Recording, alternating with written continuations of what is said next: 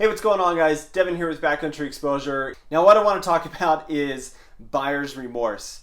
That is easily one of the worst feelings for me when it comes to purchasing gear. I absolutely hate it when I invest in a piece of gear, regardless of how much it costs, and then I end up just not using it, or it's not what I expected it to be, and it becomes a piece of gear that I absolutely regret purchasing. So gear item number one, unfortunately, is my Hammock gear incubator under quilt. Now, it's not so much that I have buyer's remorse for purchasing this quilt.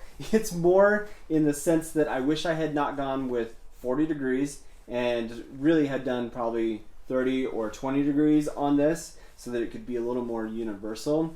But that's the regret, is I wish that I had gone with a lower degree on this, because then it might be a little bit more useful and universal. My whole point was having a summer hammock setup, and I'm still really excited about it. Don't get me wrong, like, this is not something that I'm going to sell or get rid of. I look forward to using it, but I regret that I purchased the wrong degree rating, in the sense that it's not as universal and versatile over bigger periods of time, more seasons, than I would like. So for the next item, I want to talk about cooking gear, because cooking is easily one of my favorite things to do in the backcountry. And this is at least for backpacking purposes, I regret purchasing this Gsi Aluminum Kettle. The reason is it just doesn't serve the purpose that I kind of expected it to. I thought, man, what a cool way to have a versatile pot that I can stick on the fire, I can use on my stove, alcohol, and just for boiling water purposes only. It's got enough space, it's pretty lightweight. I thought it would be a really good option. Never have I used it backpacking. This goes in our car camping kit. We use it car camping with my wife and my kids, and that's it. I don't use it for any other purpose. It's never been out with me backpacking, even though that was its intended original purchase idea. Now, I feel kind of bad talking about this item, which is the Gsi Kangaroo knife with an Armitage carry Kydex sheath. The reason that this makes the list is, man, I just never, ever use this thing, and I really regret like pressuring my wife Christmas time to buy this for me. And so it was a gift, but it was definitely one of those things that I was like really excited about. And I was like, man, a really cool small fixed blade that'll be great for backpacking, lightweight, super versatile, easy to use, and I just don't use it. It's a cool blade, but I mean, when I compare it to my Benchmade bug out, man, I use this thing all the time. And the fact that like this is way lighter, has a bigger blade, it's just a more like useful knife in that case.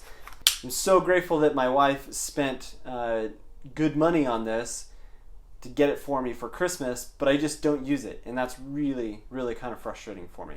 A really simple item in this case, and I thought I would use it way more than I have, but this is the Rdi Sit Pad. It's basically a inflatable sit pad that's very similar to like the Thermarest Z seat, that kind of a thing. It goes out on hikes with me, like day hikes, but I do not use it for backpacking like I thought I would. And I used part of like an REI dividend to be able to get this, and so I didn't spend a lot of money on it. So that is the Rdi Sit Pad. Next is the Esmad or Trangia, whichever brand it is, but this is the Esmad alcohol stove.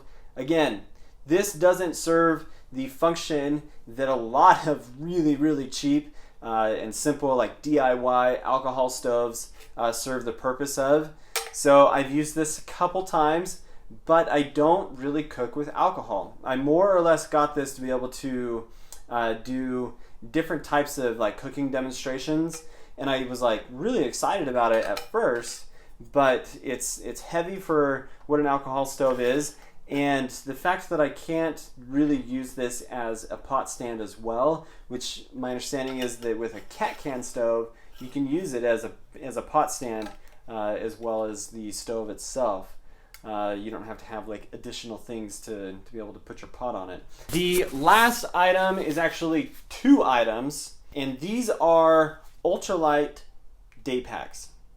The reason that I regret purchasing these is for what I thought I would use them for.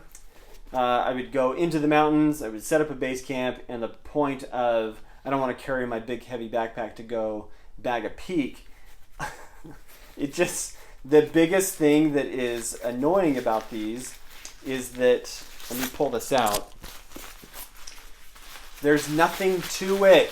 There's nothing to the backpack, and that is what I can't stand about it, because every time I pack and hike with one of these, it's so uncomfortable that I would rather drop it and go hike the 2 miles to get to the top of the peak and then come back to where I have water stashed inside of this thing and food and whatnot. They're just not what I would hope they would serve the purpose of being convenient for. So the level of comfort does not outweigh the convenience that they provide, and that is the regretful aspect of these packs.